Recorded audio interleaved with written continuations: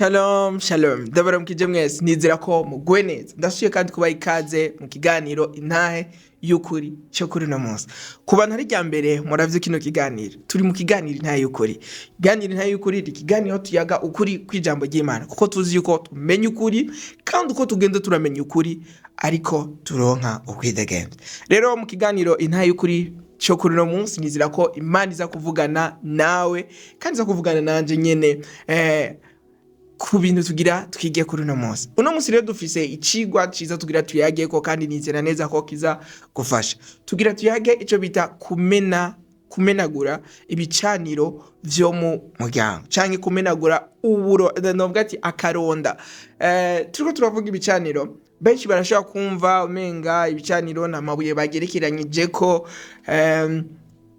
bashirako ikimazi ibintu nk'ivyo nico gicapo twihaye iyo turiko turavuga igicaniro ariko no munsi reka dukoresha rino jambo ariko tuza kuba turiko turavuga ibicaniro of course ariko turaza ko reka dukoresha ijambo akaronda. Okay, mu bintu akaronda ni ibintu umuvyeyi atransmeta umwana hamugasanga umwana nawe ari karagaragaza vya bindi nyene ni nka heredité, donc hereditaire, ibintu biri hereditaire, ibintu umuvyeyi atransmeta umwana. Rero muri ivyo hari ibintu umuvyeyi atransmeta umwana ahereza araga umwana muri we ugasanga umwana aravutse ego hari ivyo novuga ati umuvyeyi araga umwana biciye novuga ati amatungo nibike ariko hari nibindi umuvyeyi ahereza umwana haba mu maraso ndetse n'abahinga baravyemeza mu vy'amaraso kavuga ati okay abahinga baravuga ko hari amakromosomu umumama ahereza umwana nawe akura kuri se hariho ayakura kuri se urumva ko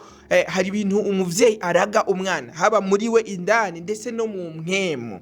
Uno munsi rero turaza kuvugana novuga ati ibicaniro usanga novuga ati vya bintu nyene bigenda birakurikirana ubuzima bw'abantu ko ubuzima bw'abantu bitavuye kuri bo ariko vyavuye mu muryango.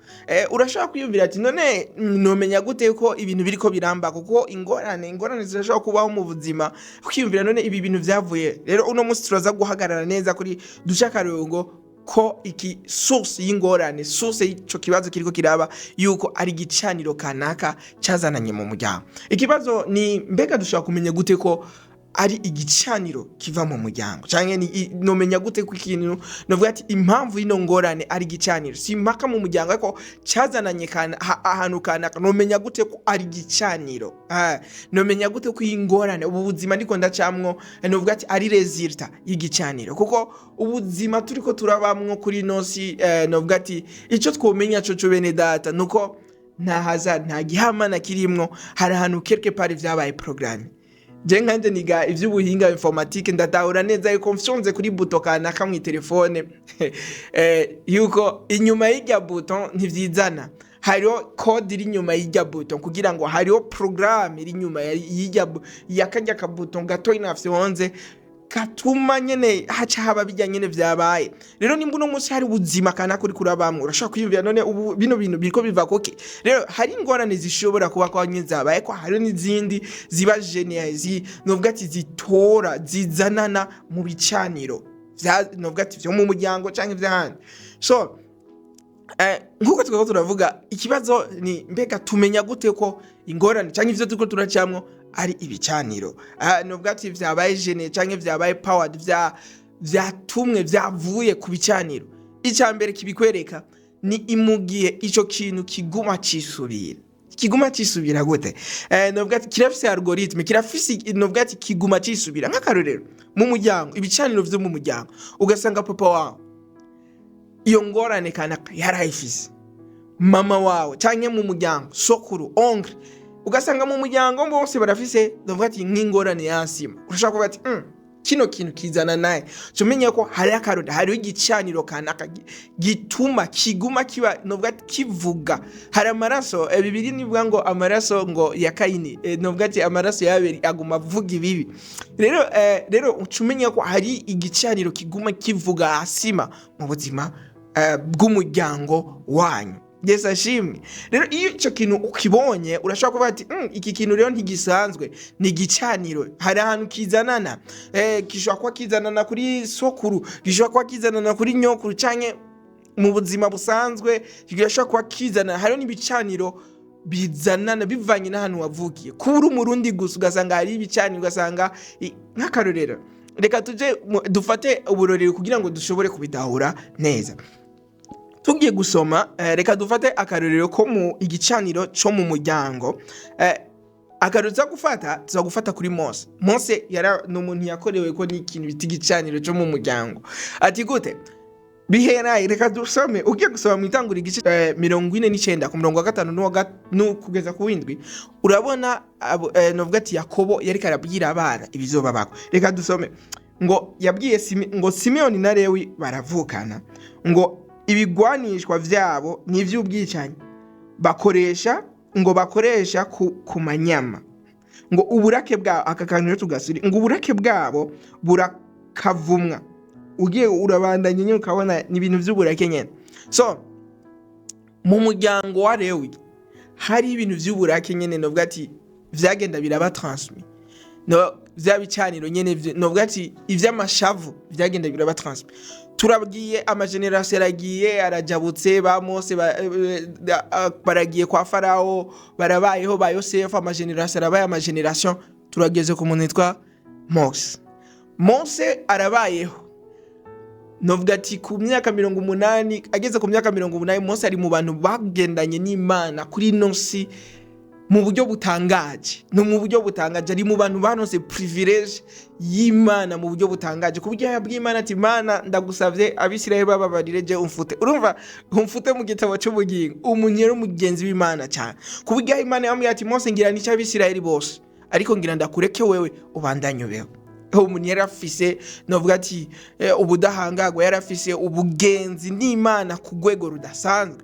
Rero Mose arageza ahantu arabayeho Imana novuga ati Mose arageza ahantu arabayeho agendanye n'Imana, ariko genda urabe none Mose kubera iki umuntu Imana yabwiye ati Mose ndashobora kwica Abisirayeli bose nkakureka ikazoba ari wewe ngwiza ukazocika nyahanga nasezeranira Aburahamu. Ariko ni igiki cyatumye Mose ataja mu gihugu cy'isezerano? Ishavu. Imana iramubwiye, Imana imubwiye ati genda urambike inkoni ku gitanda, yisanga yayikubise. Ngo Mose ivyo byose vyategwa ni ishavu. Rero ukiyumvira none iri shavu riri normal? Oya, ishavu rya Mose ntiryari normal, kuko ugiye kuraba Mose ni umurewe, kandi aba bantu bari kumenga umuvumo, niko novyita, bari ku muvumo w'ishavu hejuru y'ubuzima bwabo. Rero ukaza wiyumvira none Mose vyagenze gute? Oya, hari ikintu kiri novati kiri mu maraso yiwe gituma ishavu ryiwe ritaba novuga adashobora kuri controller vyoroshe. Cyo kimigenda urabi mu buzima bwa Aburahamu. Uno munsi turavuga ko Aburahamu ari se wabizera bose, ariko ugiye kuraba mu buzima bwiwe hari ikintu cyamushikiye, cyashikiye kuri uri kurasoma inkuru za Aburahamu, ugasoma inkuru za Isaka, ugasoma inkuru za Aburahamu, inkuru za Isaka, rimwe na rimwe umenga zirashaka gusosa. Aburahamu ngo yarahunze, ahunga inzara kimwe, Isaka nawe nyene nuko. Ugiye kuraba icyatumye Abisirayeli baja no mu nyagano, nabo nyene bahunze inzara. No kaca biyumvira none umuntu ijambo ry'Imana rivuga ngo yari umuntu yahezagiwe, ariko amarokarita ahantu babarizwa yaba Aburahamu, yaba Isaka, yaba na Yakobo, bose barahunga ibintu vy'inzara. Rero ukiyumvira none ibi bintu vyarizanye, oya hari ibicaniro kanaka vyagenda biratuma ivyo bintu bigenda vyisubiriza vyigarura. None kubera iki none hari ibintu bimwe novuga ati bigenda biragaruka. Mbere si ivyo gusa, ugiye kuraba tweko turavuga ngo ibicanira ahantu hambere biva, hari ibicaniro bizanana nko mu vya basokuru bacu, ibintu nk'ivyo. Hari n'ibindi bizanana novuga ati ibicaniro ugasanga kikugwanya just nakarimbi kanaka washiriwe kubera ko bivanye naho uturuka. Akarorero ugiye kuraba uri kurasoma muri Bibiliya, urabona igihe Natanayeli yabona Yesu, bamubwiye ati twabonye umwigisha bariko baramubwira amakuru ya Yesu. Natanayeli arabati no ti Inazareti ntiyashobora kuva ice, ngo Inazareti nta ciza gishobora kuhava. No kica bimvira none kandi ugiye kuraba Yesu aje ikintu yavuze ati okay ivyo wavuze Yesu yashize avuga ati vyukuri Natanayeli n'umwisirayeli atagira ubugunge muri we. Ahiteje kuvuga ngo Inazareti ngo nta ciza gishobora kuhava. Kubera iki? Kubera ko Yesu yarabitahura cyane. aba bantu bari babizi i Nazareti. Turabe muri Bibiliya ninde muntu baheruka kuvuga w'i Nazareti? Yari ba Samson. Genda urabe ibintu basize bakoze. Samson yari umunyanazareti, raba curaba Yesu nawe aje ari umunyanazareti. Bati ntuzenya Natanaeli nawe nyene vyaragorana kuvyemera kuvuga ati umunyanazareti nyene ko bari babizi. Hariho ibintu uno munsi hariho nk'akarere ibintu bahora bavuga ngo abanyakayanza bimeze uko, abanyamuyinga bimeze uko. Kiyumvira none bigenda gute kuburyo aho umuntu wese nimba ari umunyabujumbura baca bamera nkaco kimwe, ukaca wiyumvira ne vyagenze gute? Hari ibintu kanaka, hariho urugero kanaka usanga nk'akarere, reka dufate nk'akarere muri Afrika biragoye kubona uno munsi uri kuravuga ati abatunzi 10 ba mbere ku isi, uza gusanga bose umenga bava ahantu hamwe. Ukiyumvira none abandi nabo barihe? Bimeze gute? Kubera ko hari uburimbi kanaka, ibicaniro vyo mu miryango canke ukuntu ibicaniro vyo mu miryango vyagiye birashiraho. Ti none tumaze kumenya ko hari ibicaniro kanaka, uno musi urashaka kuba ati none mu buzima bwanje hari ibicaniro kanaka. Ushaka kuraba ati kuri mama vyaye bimeze uko, nyokuru vyaye bimeze uko, naje bimeze uko. Urashaka kuraba ibintu kanaka, urashaka kwicara ukiyumvira ukagira evaluation y'ubuzima bwawe, ukaba ati hari ibintu kanaka, ibi vyarabaye. Rero ibi bintu kuba twomenya ko hari ibicaniro kanaka vyo mu miryango, ntitubivuga kugira ngo duterane ubwoba, ariko ni kubera ko tuzi ko hari inyishu yarabonetse muri Kristo Yesu. Kuko ijambo ry'Imana rivuga muri Yohana igice cya 1 ku murongo wa 12 avuga ngo ariko bamwakire bose yaduhaye ububasha bwo gucika abana b'Imana. Haleluya. Yaduhaye ububasha bwo gucika abana b'Imana, ngo abo nibo batavyawe n'ukwifuza k'umugabo, ariko bavyawe n'Imana. Rero twavyawe n'Imana. Kuba novuga ati twaravyawe n'Imana vyaduhaye karanga muntu gashasha, vyatugize abana b'Imana, vyaduhaye iyindi identite, vyaduhaye akandi novuga ati nimba arakaronda canke ibintu bizanana mu muryango, ntidutora ibizanana mu maraso, dutorana ibizanana ku Mana.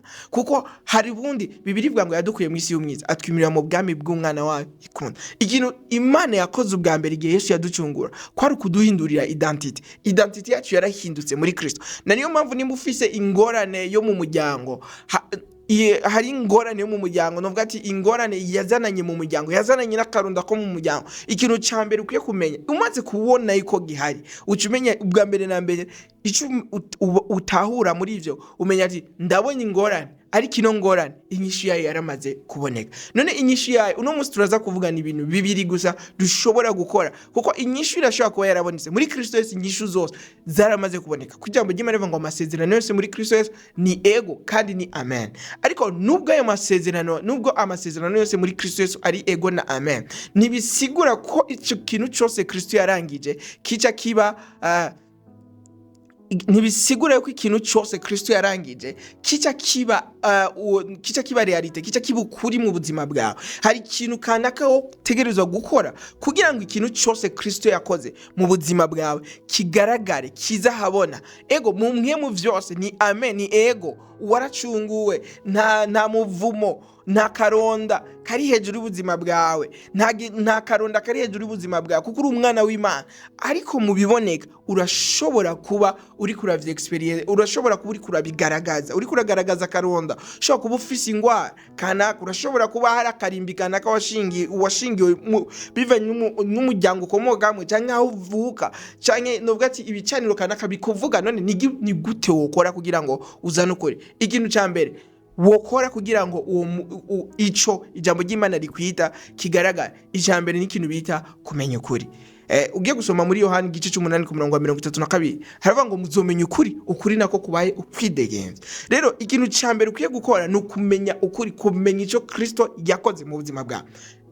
Kumenya ico Kristo yakoze mu buzima bwawe ni ikintu kidasanzwe. Kumenya nk'ubu mukanya twadojeje kuvuga ko yadukuye mu isi y'umwiza atwimirira mu bwami bw'umwana w'Imana ikunda. Ni kumenya neza aho turi, yuko turi mu Mana. Hari ibintu byinshi ikintu cyose kugira ngo kije ahantu gisaba visa. Nta muntu ashobora kuhindura igihugu adafise visa. Nk'akaro ingwara nimba mu muryango wanyu hariho asima canke kanseri yo mu muryango, novuga ati igumi garuka, ni kumenya neza yuko ikibanzo urimwo uri mu Mana. Imana n'umuco Bibiliya niko ivuga ngo kandi muri yo nta mwijima uriyo. Bisigura ingwara n'umwijima. Ingwara ntishobora, nta vizi ifise, nta burenganzira ifise bwo kuba mu muco. Aho umuco uri, umwijima urahunga. Rero wowe uri mu Mana, gute mubana n'umwijima kandi uri mu muco deja? Rero kumenya aho uri biragutuma ushobora guhaguruka ukavuga ati oya, ubu sibwo buzima bwanjye, hari ubuzima nagenewe, hari aho ndi. Ijambo ry'Imana rivuga ngo ntitwavyawe n'umubiri ariko twavyawe n'Imana, ntitwavyawe n'amaraso ariko twavyawe n'Imana. Tumaze kumenya ko turi abana b'Imana, hari iyo ni intambuko ya mbere. Ushaka kubohoka n'akaronda ko mu muryango, ikintu cya mbere kumenya ico wacitse muri Kristo, kuko ijambo ry'Imana rivuga ngo mumenye ukuri kukabaho kwidegenza, ngo kandi uwo mwana w'Imana abatuye arabatuka vy'ukuri, abohoye arabohoka vy'ukuri. Icya kabiri uco utangura gukora nukwatura ico wacitse muri Kristo Yesu. Ngo turizera, niyo mpamvu twatura. Ubwa mbere twamenye ko umenya ukuri hamuka kwizera. Ikintu cya kabiri ucutangura kwatura ico wacitse muri Kristo, kuko ijambo ry'Imana rivuga ngo isi n'ijuru bikiriho, ngo kubiba no kwimbura bizokwamaho. Igihe cyose uri kuravuga, novuga ati iyo uri kuravuga uri kuratura ico wacitse muri Kristo, ubu uri kurabiba, kandi ivyo uri kurabiba nivyo biza. Yesu ajimwe. Ico jambo ry'Imana rivuga ngo ko numvise mwivugira n'akanwa kanyu niko nzobakorera. Rero ico ukora utangura kubiba, kuko iyo utabivye novuga ati ishamba ritabibwemwo na uko vyogenda kose hama ivyishake. Rero niyo mpamvu ushobora kubona hari ibicaniro vyo mu muryango usanga basokuru basize bavuze ati mu muryango wacu imfura zose zizopfa, wowe ukaba uri imfura ukaca utangura kuriberaho nkuko wishakiye. Hari amajambo yasizwe avuze, ayo majambo icyo ukora urayarandura, uravuga mu kurandura, kuko hari ibintu novuga ati iyo uteye hariyo dufata nk'akarero mw'itongo. Iyo wateye ivyatsi ntivyimeza aho wateye, oya. Hariyo nk'akarero nk'iyo wateye igazo, hari ubukingiye ko hari ivyatsi utagomba yuko bizobaho. Rero ikintu cya mbere uramenya ko ijambo ry'Imana rivuga ngo ndabahaye ubushobozi bwo kusenyura, bwo kubaka, bwo kubomora. Rero umenye ko mu kanwa ka ufise ubwo bushobozi bwose. Rero icyo ukora utangura kubomora, ukubaka, ugatera, ugasambura. Ijambo ry'Imana rivuga ngo dufata ivyiyumviriwe mu mitima, novuga ati bifise novuga ati ihangiro ryo kurwanya Kristo, tukabigomorera Kristo. Rero dufata ivyo vyose vyiyumvirwa tukabigomorera Kristo, tukagomorera ubuzima bwacu Kristo, tugakoresha umunwa wacu. Niyo akoresha zino novuga ati n'imfunguruzo zibiri mu buzima bwawe. Ikintu cyose ubona kidasa n'ikijambo ry'Imana rikuvugako ukakigomorera Kristo, mu kwatura ico wacitse muri Kristo, uzusanga ubuzima bwawe buriko buratora intumbero yo nkuko Kristo abigera. Rero bamwe data turangirije ikino kiganiro, ukaba ufise umugenzi wawe kino kiganiro kiba cyakuryoye, ukaba ufise umugenzi wawe wifuze ko nawe cyofasha, ndagusabe ukimusangize. Mwarahezagiwe.